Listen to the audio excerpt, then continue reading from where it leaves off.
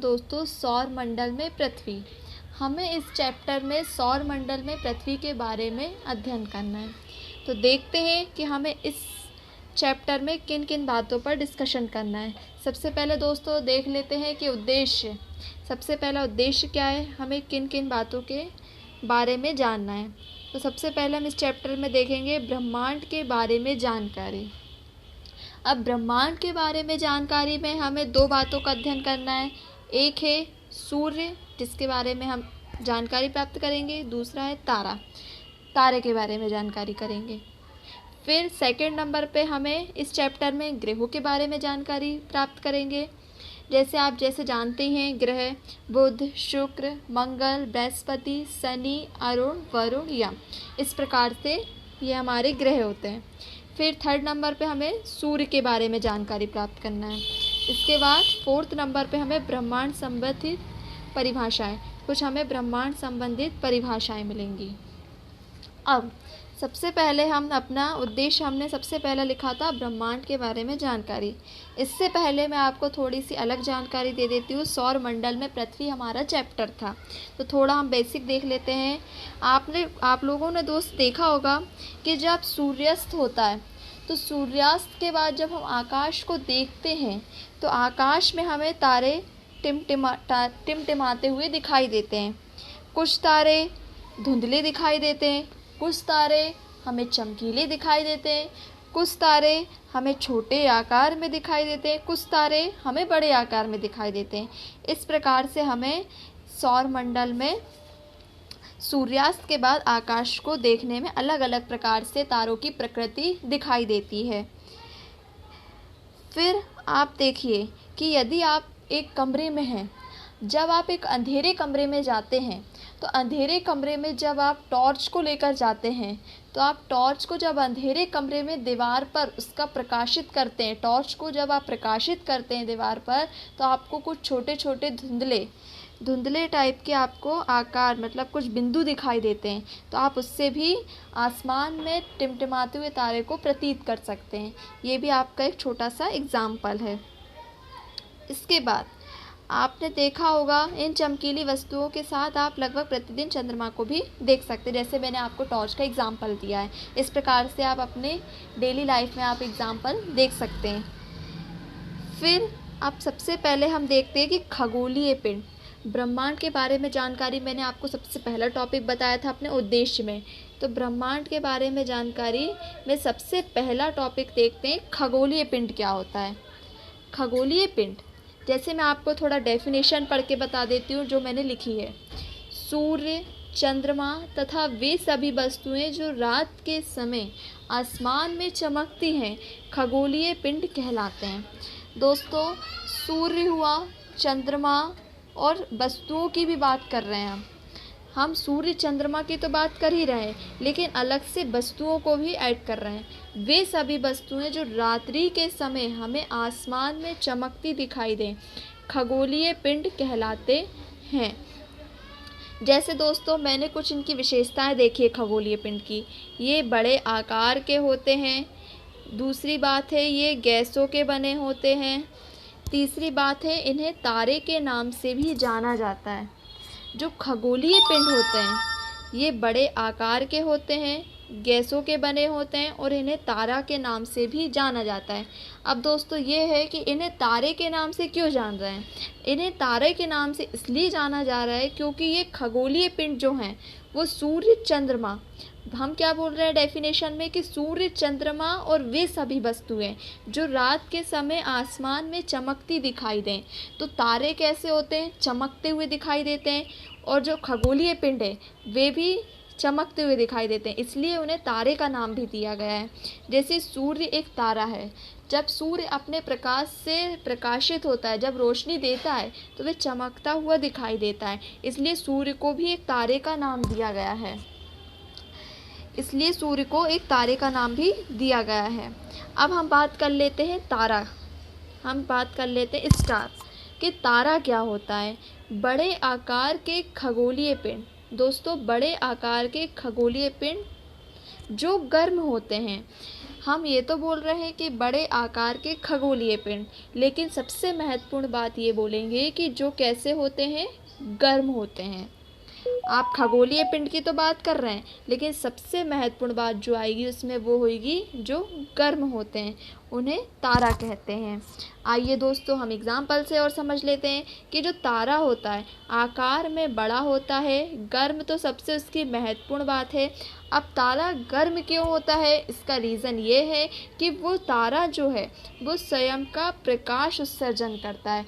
उसमें जो एनर्जी होती है, जो उसमें ऊष्मा होती है, वो स्वयं की होती है। इसलिए जो तारा है स्वयं के प्रकाश से उत्सर्जित होने के कारण, स्वयं की ऊष्मा होने के कारण तारा गर्म होता है। वह स्वयं का प्रकाश उत्सर्जित करता है। स्वयं का प्रकाश और ऊष्मा उत्सर्जित करने के कारण तारा जो है वो कैसा होता है, गर्म होता है। इसके बाद देख लेते हैं नक्षत्र मंडल। तारा तो हमारा टॉपिक, हाँ, तारा के बाद मैं आपको एक छोटी सी बात और बता देती हूँ, ध्रुव तारा। ध्रुव तारे के बारे में मैं आपको थोड़ी सी और नॉलेज दे देती हूँ तारे के बाद, फिर मैं आपको नक्षत्र मंडल और सप्तऋषि के बारे में बताऊँगी। पहले मैं आपको ध्रुव तारा के बारे में बता देती हूँ। मैं आपको पहले तारे के साथ ध्रुव तारे के बारे में बता देती हूँ, जिससे आपको आसानी से समझ आए। जो ध्रुव तारा होता है, रात्रि में दिशा का निर्धारण, रात्रि में दिशा, दोस्तों एक बात मेरे से गलती हो गई है, मैंने यहाँ पर दिशा लिखा है, दिशा नहीं। सबसे महत्वपूर्ण बात है ध्रुव तारा की कि उत्तरी दिशा, सबसे महत्वपूर्ण बात है इसमें उत्तरी दिशा। जो ध्रुव तारा होता है सबसे महत्वपूर्ण बात उसकी ये होती है कि उत्तरी दिशा, दिशा का तो निर्धारण करता है, लेकिन वह दिशा होती है उत्तरी दिशा। तो रात्रि में उत्तरी दिशा का निर्धारण तारों की सहायता से किया जाता है। जब रात्रि में तारों का निर्धारण उत्तरी दिशा की सहायता से किया जाए तो उसे ध्रुव तारा कहा जाता है। उसे क्या कहा जाता है, ध्रुव तारा कहा जाता है। पहले के लोग रात्रि में दिशा का निर्धारण करते थे कि ये उत्तरी दिशा है, ये दक्षिणी दिशा है, ये पश्चिमी दिशा है, ये पूर्वी दिशा है। तो जब उत्तरी दिशा का निर्धारण करते थे तारों की सहायता से, तो उस तारे को उन्होंने क्या नाम दे दिया, ध्रुव तारा नाम दे दिया। ठीक है दोस्तों, अब देखते हैं हम लोग नक्षत्र मंडल क्या होता है।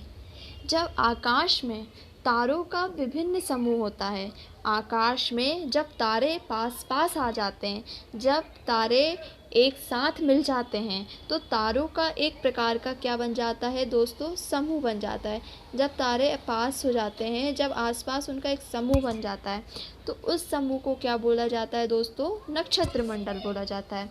जब आसमान में आप तारों का एक छोटा सा समूह, या है चाहे वो छोटा हो चाहे वो बड़ा हो, तारों का जब एक समूह आसमान में हमें प्रतीत या चमकता हुआ दिखाई दे, तो उसे क्या बोला जाता है, नक्षत्र मंडल बोला जाता है।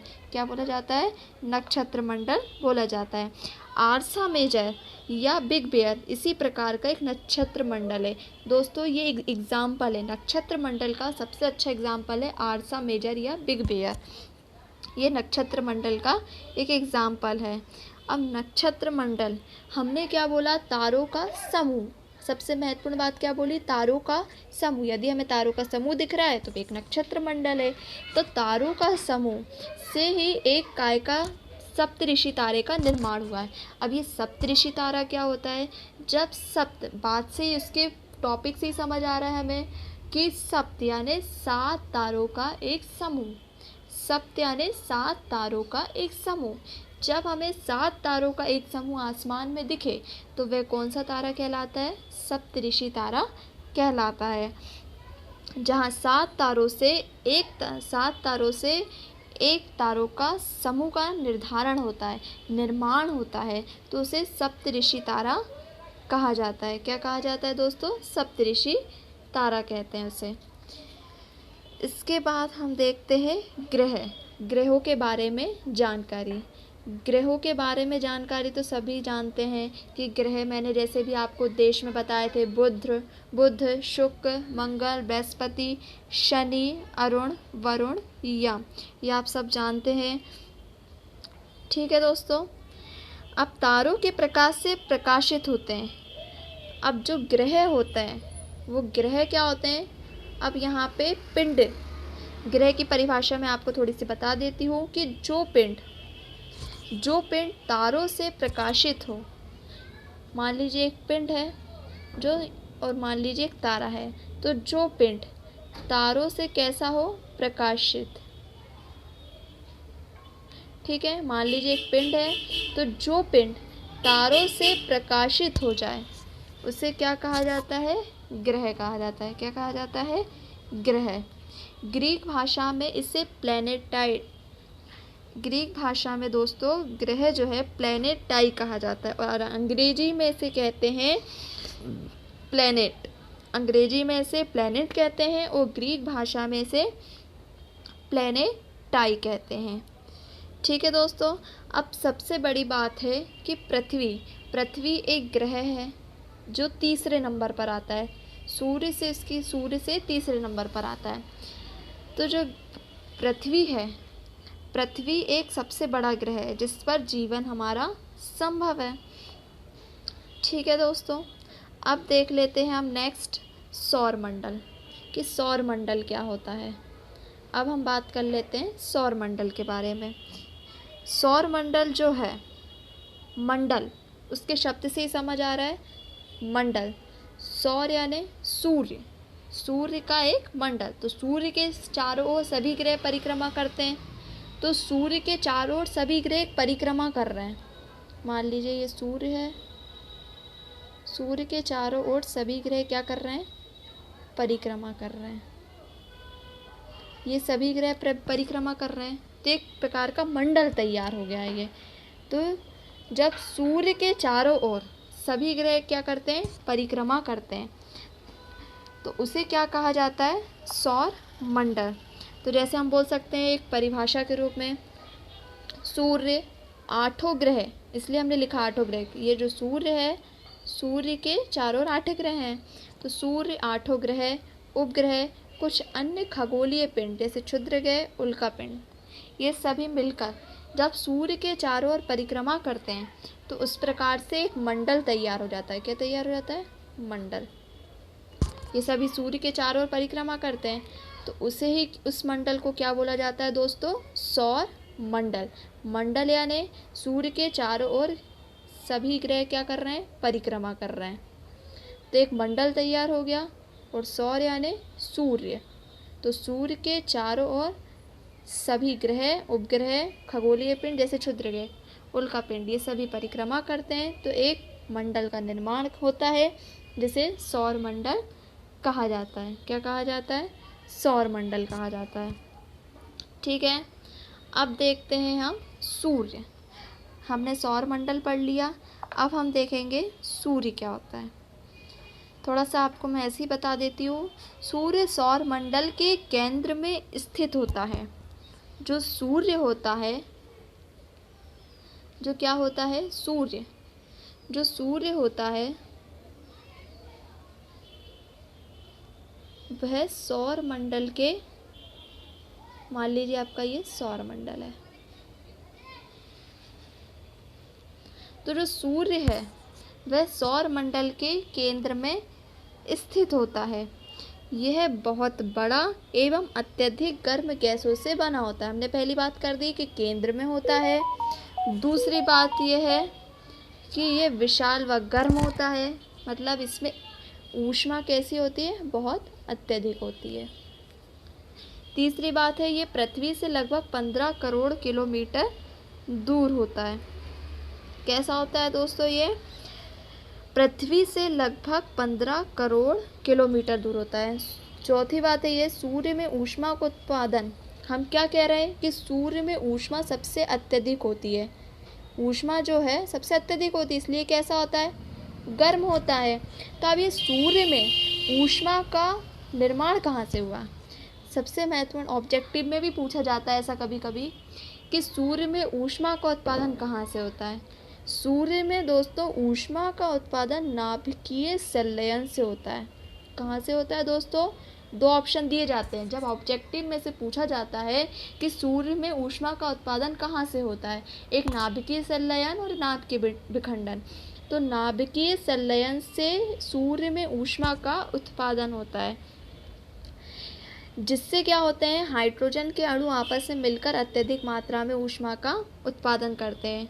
सूर्य में क्या होता है, नाभिकीय संलयन होता है। यह नाभिकीय संलयन की प्रक्रिया के कारण हाइड्रोजन के जितने भी अणु होते हैं वे सभी आपस में मिल जाते हैं और आपस में मिलने के कारण उसमें सूर्य में क्या हो जाता है, ऊष्मा का उत्पादन हो जाता है।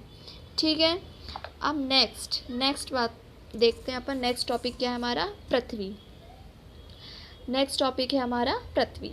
पृथ्वी के बारे में तो सब जानते ही हैं, आसानी सी बात है वो तो, उसको जानने की तो कोई बात ही नहीं है, फिर भी देख लेते हैं पृथ्वी क्या है। पृथ्वी जो है सूर्य से कुछ दूरी पर क्या है, पृथ्वी है। सभी ग्रहों, 8 ग्रहों में से जीवन किस पर संभव है, पृथ्वी पर। पृथ्वी ही एक ऐसा ग्रह है जिस पर जीवन संभव है। पृथ्वी ही एक ऐसा ग्रह है जिस पर जीवन संभव है। सूर्य से तीसरा ग्रह कौन सा है, सूर्य से तीसरा ग्रह है पृथ्वी। इसके आकार को क्या कहा जाता है, भू आप कहा जाता है। यही कारण है कि इसके आकार को क्या कहा जाता है, भू आप कहा जाता है। आप का अर्थ होता है पृथ्वी के समान आकार। जो आप आपको जो दिख रहा है भू आप, आप का अर्थ होता है पृथ्वी के समान आकार, पृथ्वी के समान आकार। ठीक है दोस्तों, जो आप का अर्थ होता है ना, उसका अर्थ होता है पृथ्वी के समान आकार। पृथ्वी ना तो दोस्तों बहुत ठंडी है और ना ही गर्म है, तभी तो उस पर जीवन संभव है। पृथ्वी ना ही बहुत ठंडी है ना ही बहुत गर्म है। यहाँ पानी एवं वायु दोनों उपस्थित हैं जो हमारे जीवन के लिए आवश्यक है। यहाँ पर वनस्पति, ऑक्सीजन, कार्बन डाइऑक्साइड, वह सभी प्राकृतिक चीज़ें उपस्थित हैं जो हमारे मनुष्य के लिए, जीवन के लिए जरूरी हैं। इस कारण ही पृथ्वी पर क्या है, जीवन संभव है। पृथ्वी जो है सौर मंडल का सबसे अद्भुत ग्रह है। जो पृथ्वी है ना, वह सौर मंडल का सबसे अद्भुत ग्रह है क्योंकि इस पर जीवन संभव है। इस कारण से अंतरिक्ष से देखने पर पृथ्वी नीले रंग की दिखाई पड़ती है। जो अंतरिक्ष से, इसलिए इसे नीला ग्रह भी कहा जाता है। जब अंतरिक्ष से पृथ्वी को देखा जाता है, जब अंतरिक्ष से पृथ्वी को देखा जाता है तो पृथ्वी जो है नीले रंग की दिखाई देती है, इसलिए इसे नीला ग्रह भी कहा जाता है। ठीक है दोस्तों, अब हम नेक्स्ट टॉपिक देखते हैं हमारा चंद्रमा, कि चंद्रमा क्या होता है। चंद्रमा के बारे में जान लेते हैं। हमारी पृथ्वी के पास केवल एक उपग्रह है। सबसे महत्वपूर्ण बात है, हमारी जो पृथ्वी है, हम दोस्त किस बारे में बात कर रहे हैं, चंद्रमा के बारे में बात कर रहे हैं। तो मैं आपको क्या बता रही थी, चंद्रमा जो है हमारी पृथ्वी के पास केवल एक उपग्रह है। हमारी मान लीजिए एक पृथ्वी है, उसके पास एक उपग्रह है। क्या है दोस्तों, एक उपग्रह है, और वह उपग्रह कौन सा है, हमारा चंद्रमा। ये बात तो मैं जो आपको सेकंड वाली बताने वाली हूँ, ये तो सभी को पता ही है कि जो चंद्रमा है पृथ्वी का चक्कर लगभग 27 दिन में पूरा करती है। जो चंद्रमा है वह पृथ्वी का चक्कर लगभग 27 दिन में पूरा करता है। ये बात तो सभी को पता है। और इसका व्यास पृथ्वी के व्यास का केवल 1/4 होता है। कितना होता है, 1/4 होता है। ये इतना बड़ा इसलिए प्रतीत होता है क्योंकि ये हमारे ग्रह से अन्य खगोलीय पिंडों की अपेक्षा नज़दीक है। ठीक है, चंद्रमा पृथ्वी का एक चक्कर लगभग 27 दिन में पूरा करती है, तो आपने सभी ने जान ही लिया। और लगभग इतने ही समय में ये अपने अक्ष पर एक ही चक्कर पूरा कर लेती है। दूसरी बात ये भी महत्वपूर्ण है कि जो चंद्रमा है इतने ही समय में, जिस 27 दिन में पृथ्वी का चक्कर पूरा करती है, और इतने ही समय में अपना एक चक्कर भी पूरा कर लेती है। जो चंद्रमा है वह अपना एक चक्कर इतने ही समय में पूरा कर लेता है। ठीक है, चंद्रमा की परिस्थितियां जीवन के लिए अनुकूल नहीं हैं। इसकी सतह पर पर्वत, मैदान एवं गड्ढे हैं जो चंद्रमा की सतह पर छाया बनाते हुए रहते हैं। ठीक है, अब हम नेक्स्ट टॉपिक देखते हैं हमारा क्षुद्र ग्रह। ये क्षुद्र ग्रह क्या होते हैं? सूर्य के चारों ओर चक्कर लगाते हुए छोटे पिंडों को क्षुद्र ग्रह कहते हैं। सूर्य है ये आपका, मान लीजिए,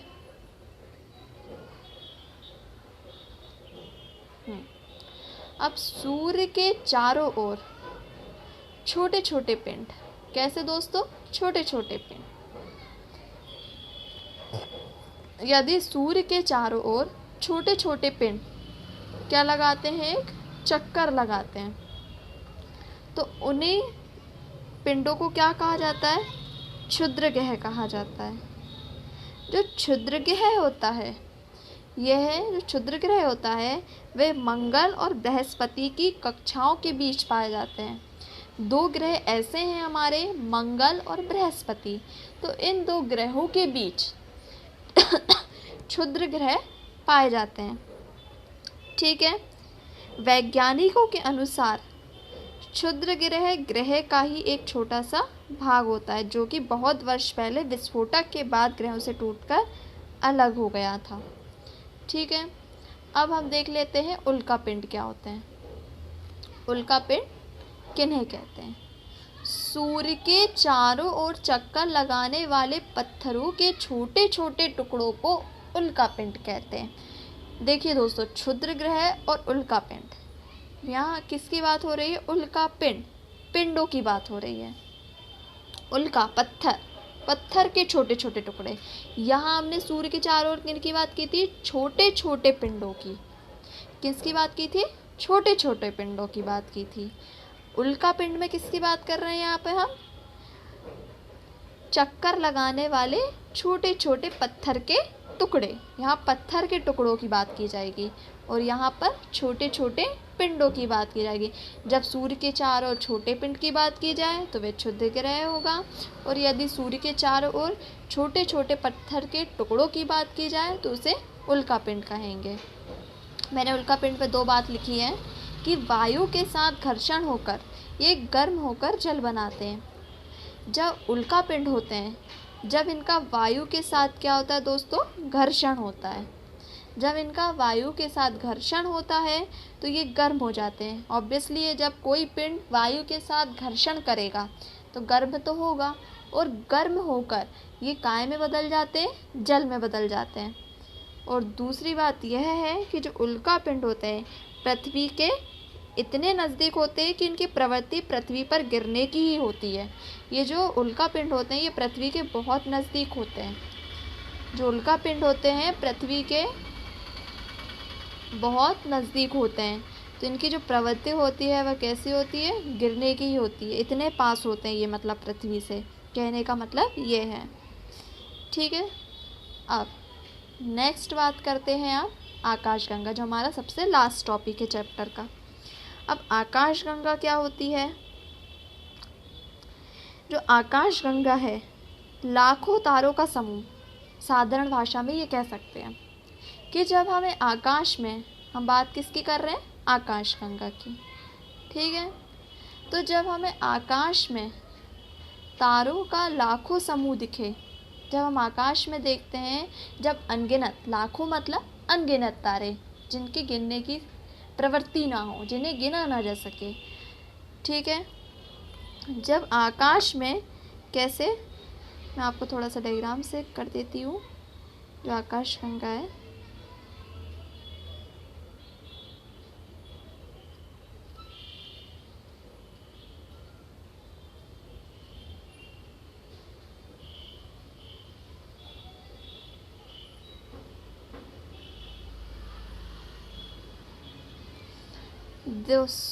अभी मुझसे अच्छे से नहीं बना है लेकिन मैं आपको एक्सप्लेन कर दे रही हूँ। जो आकाशगंगा है, तारों का लाखों समूह आकाशगंगा कहलाता है। यही हमने थोड़ी डेफिनेशन दी है। ठीक है दोस्तों, तो जब हम आकाश में तारों का एक लाखों समूह देखते हैं, जब हम आकाश में तारों का लाखों समूह देखते हैं तो हमें एक सफ़ेद पट्टी सी दिखती है आकाश में। हमें आकाश में एक सफ़ेद पट्टी सी दिखती है, तो उसी पट्टी को क्या बोला जाता है? आकाशगंगा, जिसे मिल्की वे बोला जाता है। मिल्की वे, आपने सुना होगा नाम, मिल्की वे।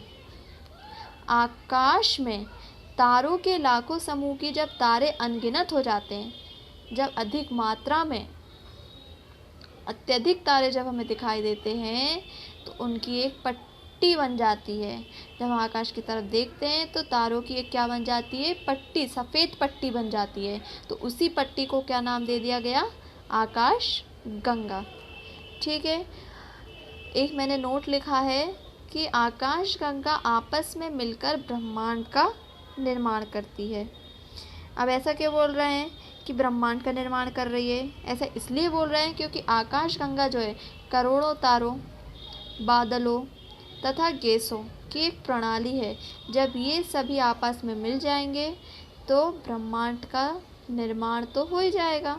इसी कारण हमने क्या बोला कि आकाश गंगा आपस में मिलकर ब्रह्मांड का निर्माण करती है।